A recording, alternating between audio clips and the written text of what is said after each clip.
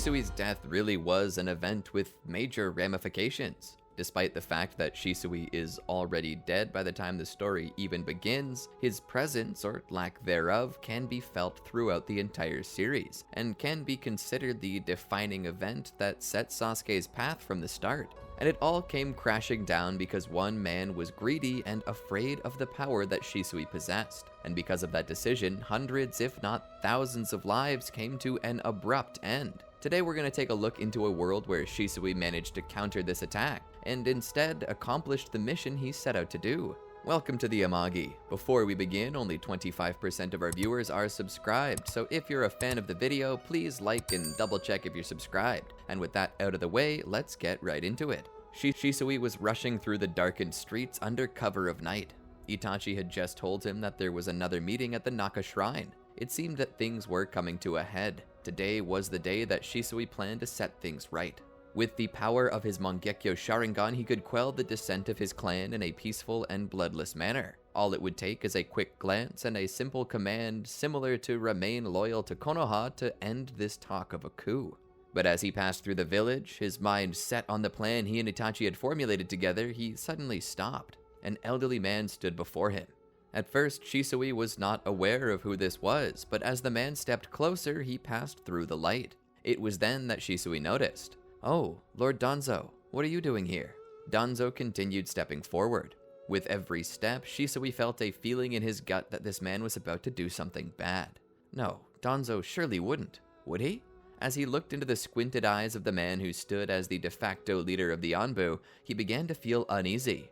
"As I asked before, what are you doing here, Lord Danzo reached out to take Shisui's eyes. Immediately, Shisui jumped back in surprise. "What are you doing?" he cried out, just barely dodging the attack. It was a good thing that Shisui had his guard up. If he hadn't, he wasn't certain that he could have seen, reacted, and escaped this attack. But thankfully, his gut told him to be ready to move, and the moment his Sharingan saw Danzo's hand begin to go, his body flicker technique came into play. He stood there as suddenly the rest of the squad that Danzo had chosen to assist him in the matter surrounded him. As the shinobi rushed in, so too had Danzo. However, before he could do anything, Danzo seemingly teleported behind Shisui.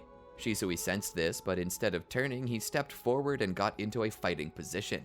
Danzo missed his attack and was left facing him. The other Anbu attacked. Shisui began to wonder if he could beat them at all. No, there was something else that he could do. His Mangekyo Sharingan activated. He began issuing a command. "The plan will work. Let's give Shisui a chance." He cast Kodo Amatsukami, and suddenly Danzo stopped. He looked around at his Anbu escort. "Hold!" Each member of the Anbu turned to look at their commander. Danzo thought about it for a moment.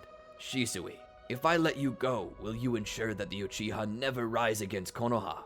Shisui nodded. "Yes, my lord." Danzo seemed satisfied. He let out a long sigh. "Fine. Just see to it that they cause us no more issues." Shisui suppressed a smile and offered a slight bow to show respect. He then began heading back home without a word. He was surprised that it took to Danzo. He expected Danzo to be able to handle it, considering how many Sharingan he had tucked away in his sleeve. But Shisui assumed that because they were all covered by a bandage, they likely didn't notice him activating Kodo Amatsukami. Now that this was done, he began to meet up with Itachi at the river. "Are you ready to end this tonight?" Shisui sat there and looked down for a moment, sorrowfully. "Uh-oh, what's wrong?" Itachi asked. "We're still planning to do this, aren't we?" Shisui looked to Itachi. "I can't do it tonight," he said. Itachi was stunned. "Wait, what?" Shisui began to explain. "My left Mangekyo is practically useless to me. It can only cast Kodo Amatsukami once every 10 years. Wish I'd known that before I tried it. And as for my right Mangekyo, I can only cast it once per day, and I already had to use it today, so I literally cannot cast Kodo Amatsukami today even if I wanted to." "Shisui, I don't know how many more chances we're gonna get to stop this. My father and the rest of the clan are getting very hyped up about it, and it seems like there's only a limited time before they snap," Itachi said. "I'm sorry," Shisui said, attempting to avoid eye contact. Itachi sighed and lowered his head, shaking it. "Why did you cast it today anyway?" Shisui began to explain. "I was on my way here when I was stopped by Danzo and the rest of the Anbu. Danzo apparently doesn't think our plan will work. He's scared of our potential. He tried to take the Mangekyo Sharingan from me. As a last resort, I had to cast Kodo Amatsukami on Danzo and the other members of the Anbu just to get out of there." Itachi was shocked. "I knew Danzo was messed up, but I didn't know he would go that far." Shisui nodded. Itachi took a deep breath to calm down and then let it out slowly. Well, it's not the end of the world. All we need to do is pray that this is not the last meeting before the raid. Shisui nodded. Together, they both attended the meeting in the shrine. There was much clamoring going on. It seemed that things were reaching a boiling point. Fugaku, standing before everyone, flanked on either side by his aides, spoke. Quiet! The entire clan seemed to turn down the volume. Fugaku then began to speak. It seems that we've reached an impasse with Konoha. It doesn't seem like they're willing to change anything for our sakes. Our only recourse is a coup. Itachi and Shisui grew very afraid upon hearing that. Please don't let this be the last meeting, Itachi said. As they listened in, they kept making it sound like the coup was just around the corner. It was then that Fugaku announced that they were preparing their plans. Itachi and Shisui looked at each other in terror. Shisui raised his hand. Fugaku stopped mid-sentence when he saw it. Other men turned around to face him as well. The crowd parted so that Fugaku and Shisui could see each other face to face. What is it, Shisui? Fugaku asked. Shisui then spoke. We can't do it just yet. Fugaku listened in. And why is that? This is a big decision, Shisui said. We can't make it rashly. We're talking about mass treason against our own village. A coup. The removal of officials and replacement with a new regime. People will die. Fugaku nodded. Indeed. But if that's the path Konoha has forced us to take, then what other choice do we have? I say we begin planning the coup tonight, a voice from the crowd shouted to thunderous applause. Itachi then stepped forward. Please, father, there may be another way for us to go about this that doesn't require fighting. I'm thinking that this is the only option, Itachi. I know you don't like it, and I'm sorry, but we gotta think about what's best for the clan. Itachi began to speak. I am thinking about what's best for... He was suddenly cut off by Shisui's hand. I understand what you mean, sir, but this really is a big decision, and it's one we might not need to make. Give us one more week. Then on next week's meeting, we can discuss what we found, and if we can't change your mind, then you may begin war meetings, but give us one more try. Fugaku listened, stroking his chin in deep thought. Itachi looked to his father. Please, father, just one more week. Fugaku let out a sigh and cupped his face in his hands. Okay, fine. One more week. The rest of the clan let out a collective groan of disappointment. Shisui and Itachi smiled before offering a slight bow. Thank you, sir, they said in unison.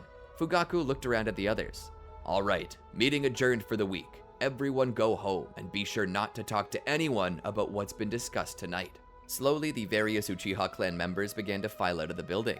As they left, Fugaku called Shisui and Itachi to him. The two walked over. Be honest with me, boys. Do you have anything that you think is going to change their minds? Itachi looked at Shisui. We have a few ideas. What are they? Fugaku asked. Shisui looked to Itachi and Itachi returned the gaze. We can't tell you, but when the next meeting comes, you'll find out for yourself.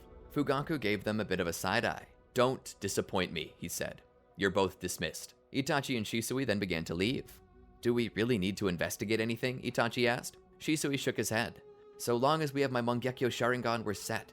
But if we do happen to come up with a good reason why they shouldn't do this, that will help tighten the hold of Konoha Tsukami. So we should discuss reasons why they shouldn't go through with their plan.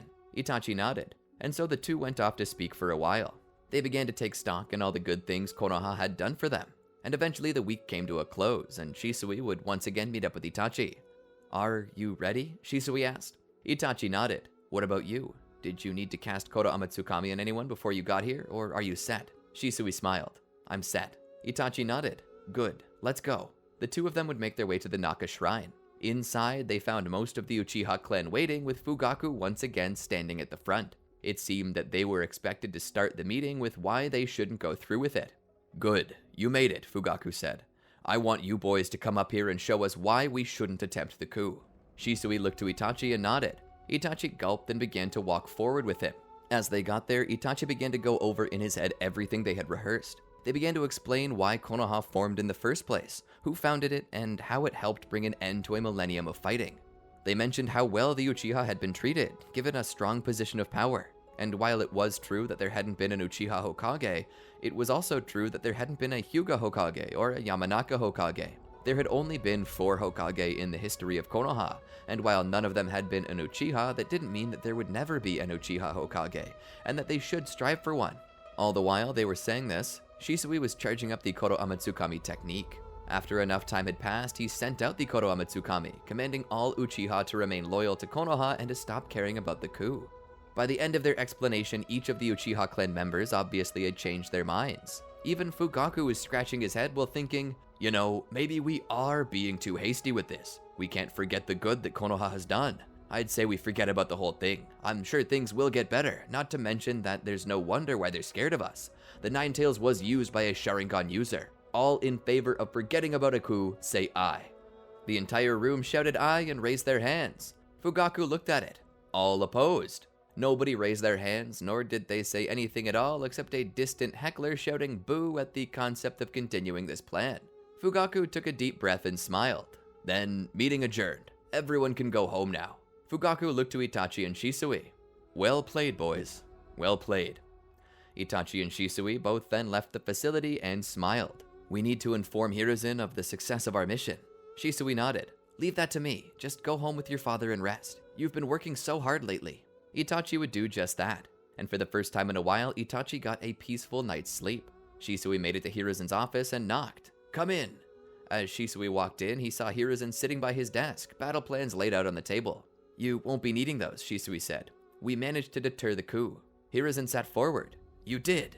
It worked. Shisui nodded. Hiruzen then sat back and let out a sigh of relief. That's good.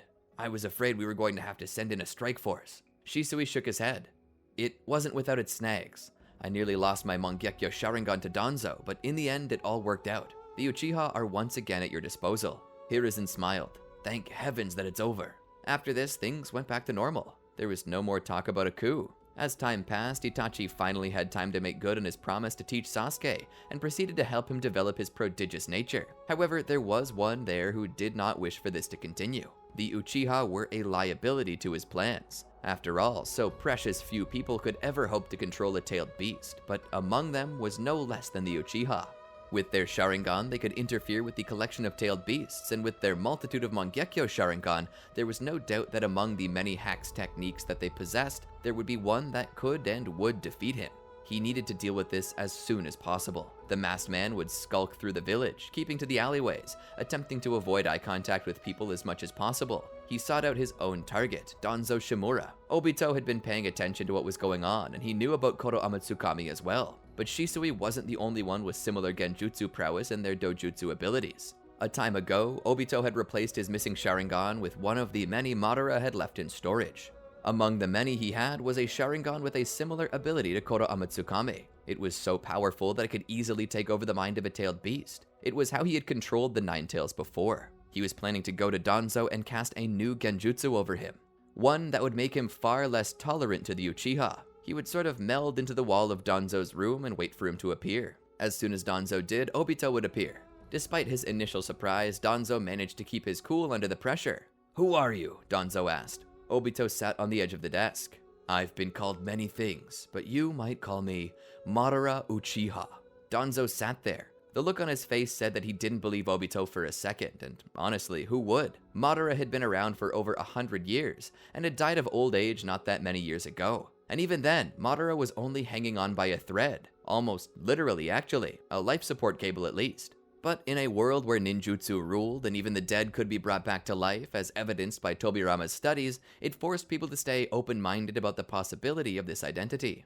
Nonetheless, he didn't wish to stumble across that and bog the conversation down with mindless debating over his real name. He wanted to get down to business that they could both find important. In truth, Obito wondered if he would need to cast a genjutsu at all, considering what he was about to tell Danzo. But in the end, he decided that casting the genjutsu would probably be enough to ensure that Danzo didn't chicken out. Regardless of what you think, an Uchiha I am, and my Sharingan shows you so. But do you know what my Sharingan has shown me? That you've been manipulated without your knowledge. Danzo scoffed. Impossible. Nobody manipulates me. I'm the head of Anbu, as well as Root. Obito gave off a laugh. Are you so sure? What about that one boy? Shisui, Danzo asked. Obito nodded. From what I heard, you were intent to steal his Sharingan for yourself, but suddenly changed your point of view during battle with him. I wonder why. Danzo sat there. Because I decided that I would give him a chance to try and stop the coup on his own. He was heading to a meeting then and there, but he was caught by you. The funny thing is, when he got to that meeting, he could have, but didn't cast Kodo Amatsukami. In fact, he had to beg them for one more meeting. Can you formulate any guesses as to why? Danzo was silent. Pieces were beginning to click together. Obito continued. Kodowa Tsukami can only be used once in a 24-hour period. If he didn't cast it there, then it must mean he have already cast it, and the person he cast it on was you. Danzo was becoming visibly angry despite his best attempts to hold it all in and keep a neutral expression. Obito stood. Such a dangerous power does not belong in the hands of just anyone. Shisui alone possesses the power to make Konoha into anything he wants it to be, and the scariest thing about it is that he can do it all without a single soul knowing. Konoha will change to fit his will, and they'll think it was all their idea, just as you thought sparing him that day was your idea. Kodowa Tsukami, Shisui, the Sharingan as a whole, is too dangerous to be left in the hands of the average citizen, especially the citizens with a record of anarchy.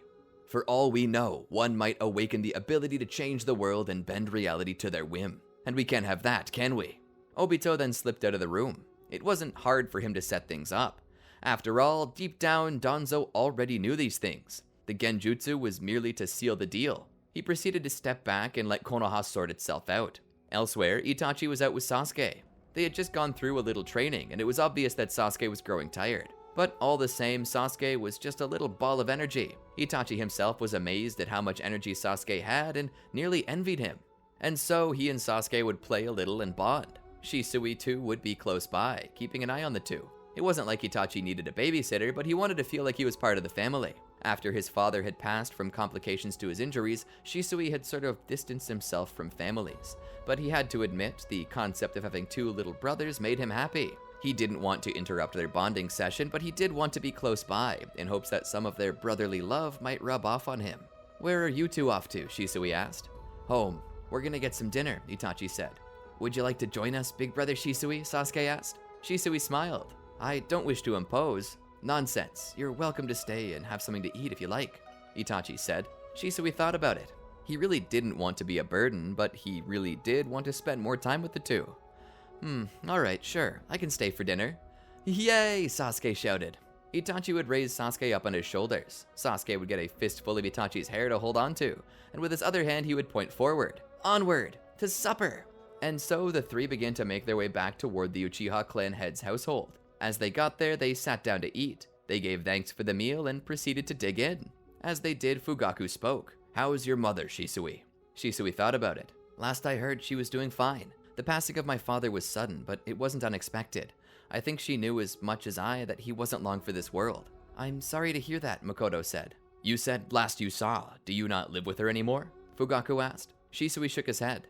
"No, I don't. I used to be the primary breadwinner after my father was wounded, but now that he's passed, my mother gets regular payments due to his service. Just another thing Konoha's doing for us." Fugaku nodded. They continued to eat. As they did, Sasuke couldn't help but tell all the cool techniques and tricks he'd been learning. Fugaku and Makoto were astounded by the speed of his growth, and their faces displayed how proud of him they were. As Shisui sat there and thought about it, he remembered back when his own mother and father made the same faces at him. How sweet were those days. A very simple time. The last time his mother made that face for him was when he had decided to cover all the family expenses in his father's stead. To be frank, he hadn't seen his mother smile in quite some time. "Maybe I should go visit her tomorrow," he thought to himself as he continued eating. As the meal came to an end, Shisui stood and prepared to leave.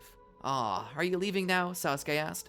Shisui looked back. "Sorry, Squirt, but tomorrow's my last day off before I get back into the field, and I want to get as much rest as I can between now and then." "Well, why don't you just stay the night with us?" Sasuke asked. Shisui looked back at the entire family as they looked to him. Shisui, in truth, wanted to stay, to be a part of a big family again, but he did not wish to impose.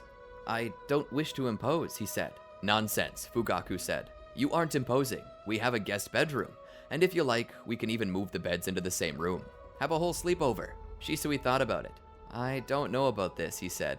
"Please, big brother Shisui, I want you to stay." Shisui lifted Sasuke up into the air. How could I say no to a face like this? Sasuke's face displayed just how excited he was, and his sudden inability to properly hold him told Shisui that Sasuke was ecstatic. He put him down and watched the boy with boundless energy bounce upstairs and get ready to move everything himself. Fugaku followed him. "Slow down, Sasuke, wait for me." As the sun finished setting and the moon shone brightly in the sky, they all settled into their beds for the night. "This is so awesome! Both Big Bro Itachi and Big Bro Shisui having a sleepover with me? How will I ever get to sleep?" Sasuke asked. It wasn't more than a couple minutes later, though, that he was dead to the world. The lights were dim, and Itachi was still up reading a book as Shisui just lay back relaxing. "So tell me, that look on your face during dinner, what was that about?" What look? Itachi looked over. At supper, you had an uneasy look on your face. Oh, that? That was nothing. I was just thinking about the past. What were you thinking about? Itachi asked. Shisui laughed. I love you, little brother, but I don't remember when that was any of your business. Itachi nodded and raised his book back up. That's fair. Shisui turned over on his side to face away from Itachi. Itachi spoke from behind the spine of his book. It's still bothering you, isn't it? Does it have anything to do with your father, perhaps? Shisui rolled back over. How did you know? Itachi shrugged. Just a random shot in the dark, I suppose. Shisui nodded. Being around you, Sasuke, and your parents reminds me of what it was like to be in a family again. It's been so difficult since my father passed. No, well, it was hard before he passed. His injury got so bad that he couldn't even remember us anymore. It was like we never existed. I loved him, but sometimes I think it was a blessing that he passed in his sleep. He didn't have to suffer, and my mom, Itachi was still listening to Shisui speak. She was in so much pain, taking care of the love of her life, only for him to look at her and ask her what her name was. A marriage, true love, reduced to unrequited romance, like those you read about in the Icha Icha novels or whatever. And after he passed, my mom just stopped smiling. I drowned myself in my work, and so when the village began paying her monthly pension checks for my father's service, I felt she could take care of herself, and I just left. Itachi sat there. He wasn't sure what to say. It was tragic. I'm sorry that happened, Shisui. Shisui waved it off. Bah. As he laid there, though, he kept thinking back. He really felt like he needed to see her. Slowly, as he thought about this, his mind began to wind down, and eventually he dozed off. Laying there, he had some kooky dreams, mixed with flashes of the Third Shinobi World War. He would suddenly wake up. As he sat up, he realized that the clock said it was about 3 a.m. He laid back and prepared to sleep again, but something felt off. He stood up, went to the corner, found the bucket, and began to relieve himself. He thought about his dreams, but also about something else. For the summertime, the air was awfully chilly. As he finished, he grabbed the bucket and opened the window to dump it, and as he did, he just sort of leaned on the windowsill. He looked out into the night. The sky was overcast, and the moon was not showing. Something felt really off. Not long after, Itachi got up and stepped up behind him. What is it? He asked. Can you feel that? Shisui asked. Feel what? Itachi replied. Shisui continued looking out the window. Please tell me this is all just in my head. What's all in your head? Itachi asked. Shisui looked back at him. This dread, terror, a sudden unease in the pit of my stomach, like watching a storm coming in from the distance. Now that Itachi was thinking about it, yeah, he could feel it too. What is it? Itachi asked. Shisui shook his head. I'm not sure. I just think that... Suddenly there was the sound of paper bombs going off in the distance. Shisui was caught off guard. Paper bombs? Itachi peeked out the window. He couldn't see anything. He stepped up on the ledge and climbed to the top. He looked out to see if he could tell what happened. Shisui thought about it. Perhaps a munitions misfire? He asked. Itachi shook his head. No, wait, there's fighting over there. Shisui leaned out of the window as far as his gripping fingers would allow him. He saw silhouettes jumping around, along with the subtle sound of clangs and the distant murmuring of warring people.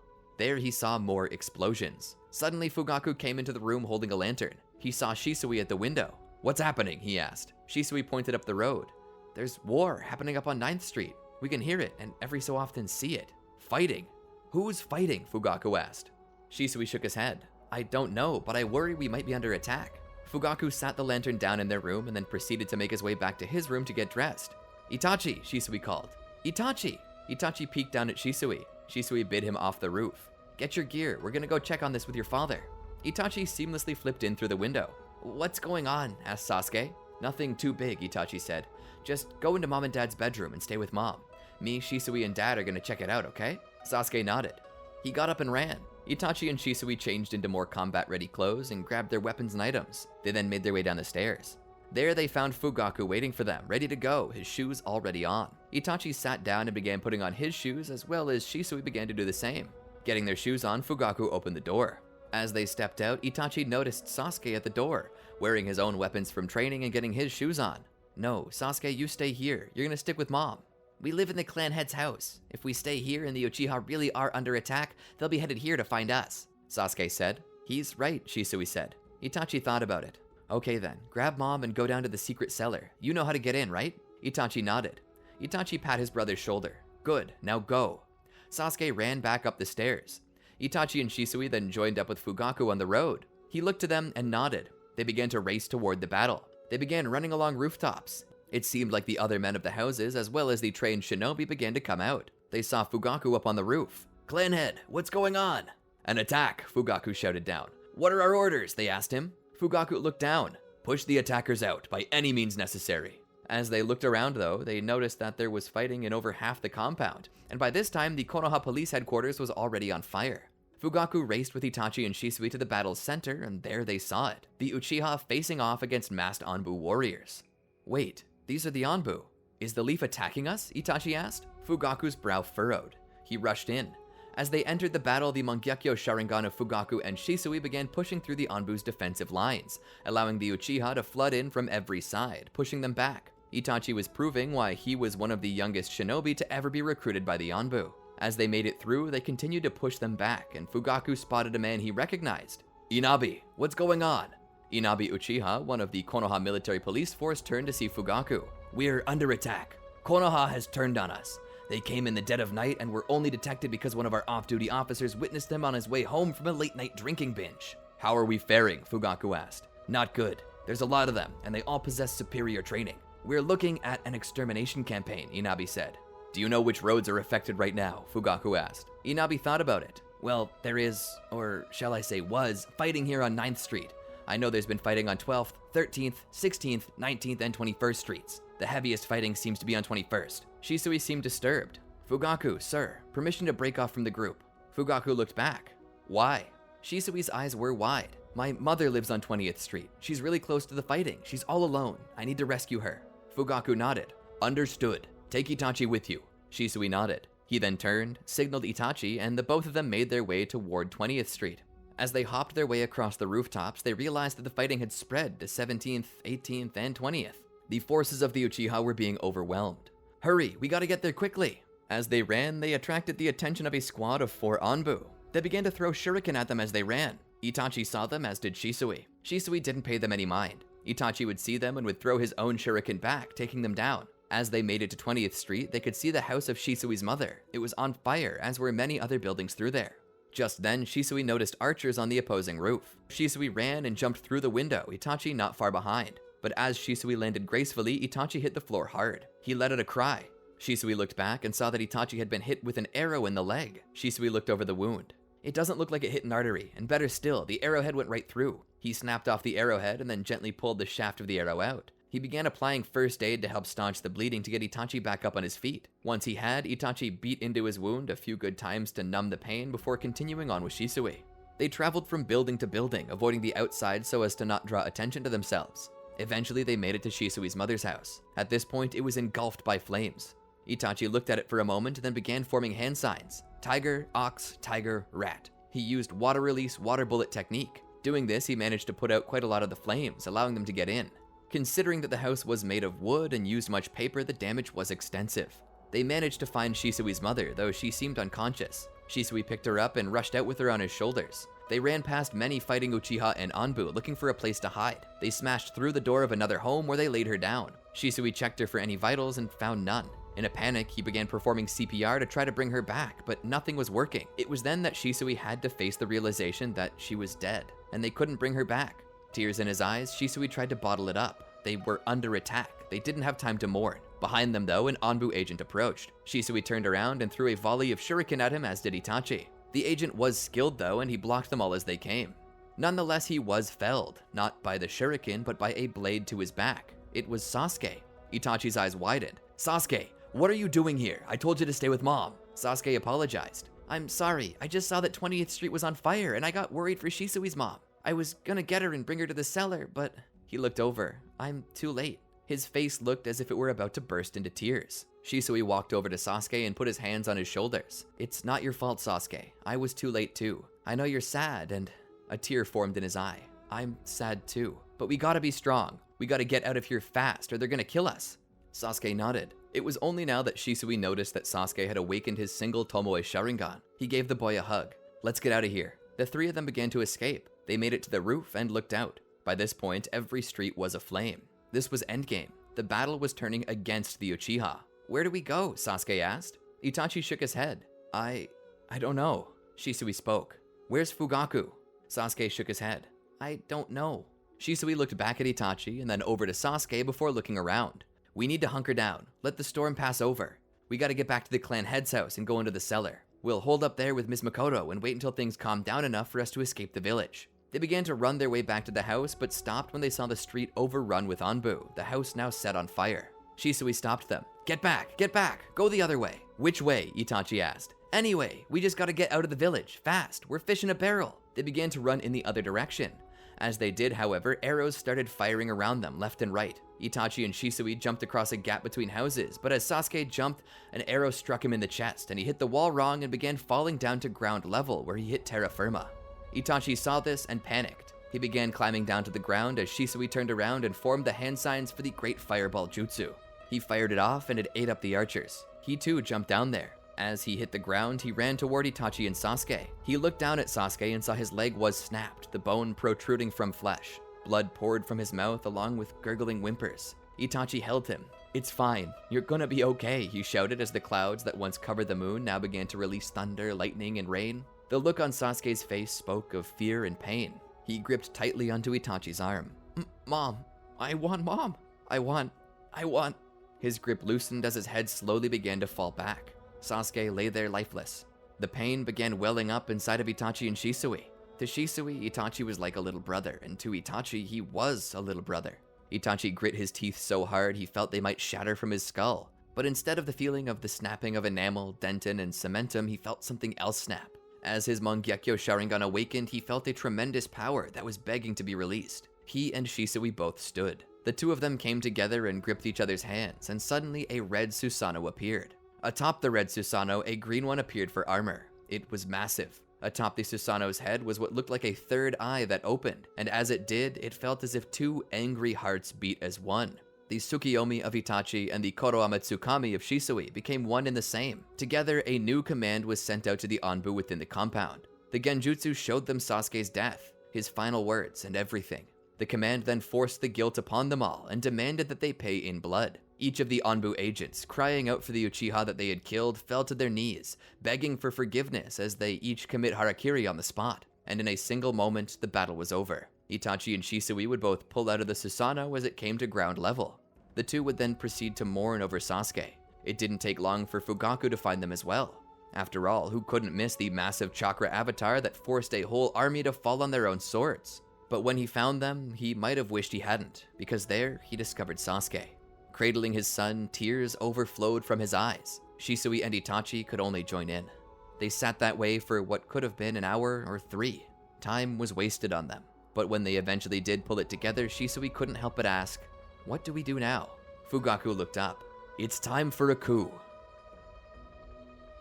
And that's the end of the story for now. I hope you enjoyed it. To be honest, I always thought that Shisui's Mangekyo Sharingan, while the ability was cool, was nerfed a bit too much. Like, who wants a Mangekyo Sharingan whose ability can only be used once every 10 years? I'd chalk that Mangekyo up as Izanagi fodder. But for the regular one, which for some reason can only be used once in a day, that's pretty good. But still, I took the Tsukiyomi to be even stronger. But as I thought more about it, you know what the ultimate Genjutsu would be? Tsukiyomi mixed with Konohama Tsukami, so I just had to find an excuse to try that. The ultimate mind control technique. But anyway, what did you think about the video? Did you like it? If so, let us know in the comments below. Don't forget to like, subscribe, and ring the bell to be notified when our latest videos drop. And here's a few others for you to enjoy while you wait. Until next time, peace.